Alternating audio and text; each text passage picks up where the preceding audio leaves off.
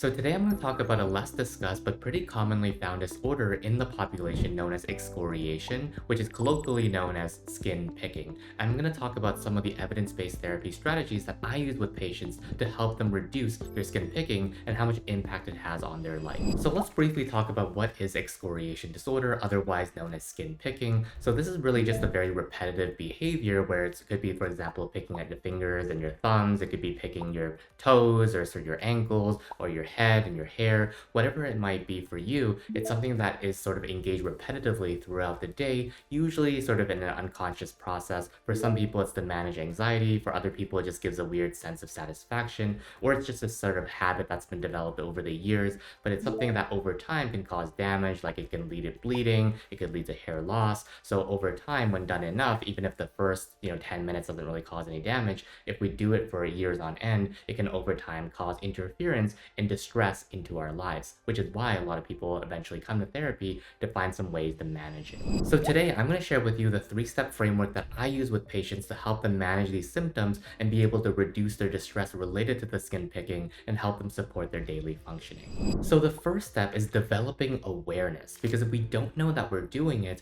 then it's really hard to kind of intervene at any point. So oftentimes what I hear from patients is that they were like, oh, like I didn't even notice I was picking my fingers, or I didn't even notice my hand was on my head. And as a result, it's pretty hard to kind of figure out a strategy in those moments when we don't even notice when these are happening. So they usually happen sort of in the unconscious. We're kind of on autopilot in those moments, which makes it hard. So we need to develop, first of all, a greater awareness to these symptoms. So one way to develop greater awareness is through monitoring. And what monitoring essentially is that we're tracking every time we engage in this particular behavior. So you might even say, okay, every time I engage in this behavior, I'm going to click my counter once, and then, throughout the day, I'm going to be able to tally how many times I engage in the skin picking behavior. Or you can use a piece of paper and just draw a line every time that you notice yourself engaging in the behavior. Or if you feel like that's way too overwhelming, it's a bit too tricky because you do it throughout the day, you might even say, okay, for the next hour, I'm going to catch myself every time I, engage in this particular skin picking behavior. And over time, you'll notice yourself feeling more and more conscious and aware of when you're engaging in these behaviors, which then we can then apply other strategies to support you to be able to reduce them and manage them at the time.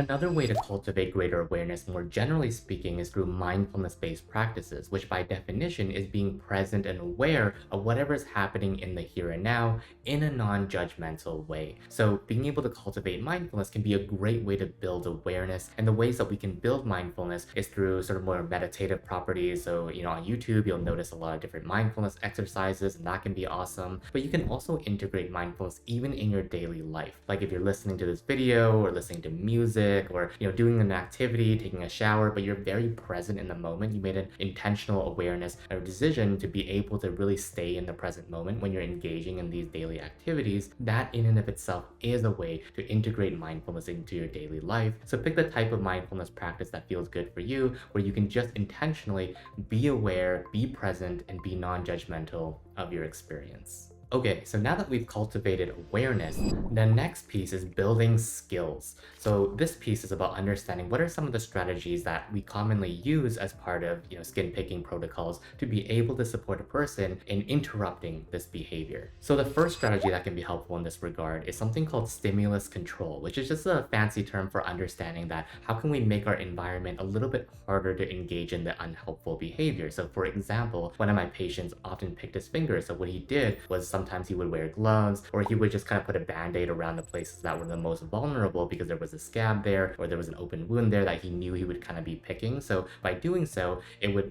sort of act as a protection against his picking behaviors. And once the fingers healed, he would then be able to kind of not be sort of as vulnerable anymore because it wouldn't cause the same urges. And this is where you can kind of get creative with the protocol, because you can kind of do anything as long as it really works for you. Like for example, one of my patients who, had sort of picking up his head, what he did was put some Vaseline on there. Sometimes he would gel his hair so that it just acted as an extra barrier and would make the sort of sensation a lot less satisfactory. And that was helpful for him to stop engaging in those behaviors, especially when there was already a little bit of damage and he didn't want to get it get any worse. So you can kind of imagine that there's a lot of different ways you can engage in stimulus control to make sure that it just becomes a little bit harder to engage in the skin picking. Another strategy that can be helpful as part of symptom interruption is by engaging in a competing behavior, where essentially if you're doing X, you cannot be doing Y. If I'm playing with a piece of puzzle or fidget spinner, like I'm not going to be able to touch my head, I'm not going to be able to pick my fingers. So all of those things, again, being creative, can be helpful to make sure that you have another sort of alternative to pull for that's less likely to damage you, less likely to cause symptom worsening, and less likely to impact you in your daily life.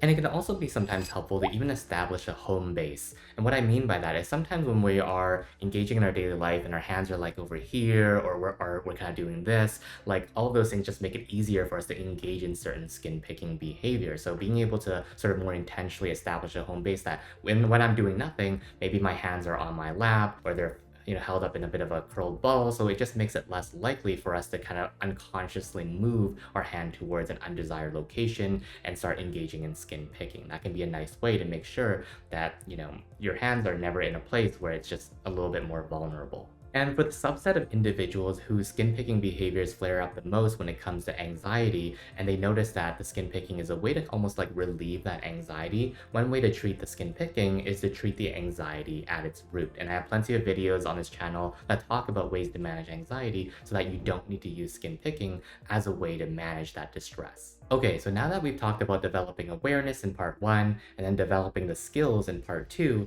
the last piece is part 3, which is building commitment. Because oftentimes it can be really easy to say, like I'm just gonna do it for 5 minutes. What's the big deal anyway? There's no point. It's gonna be easy from a sort of cognitive perspective that our thoughts make it kind of hard for us to really commit in the long run to managing these symptoms. So in order to build commitment, one way that can be really helpful is to understand the why as to why you're making this change. Like what is it about this that causes you a lot of distress? Maybe sometimes it makes it hard for you to play, your guitar, which you really love doing, or maybe sometimes people make comments and you don't really love that. So being able to remind yourself of the values and the things that are important to be able to make a change, that can be one way to increase the commitment, as well as addressing unhelpful thoughts. Like if you have a thought like, what's the point anyway? It's just one time. What is something that you can say to yourself to be able to say, well, wait a minute, like little things matter, and each of these things are ways for me to build up that ability to resist sort of the urge or resist the sort of conscious processes or unconscious processes in those moments so that I take these small wins and they do matter.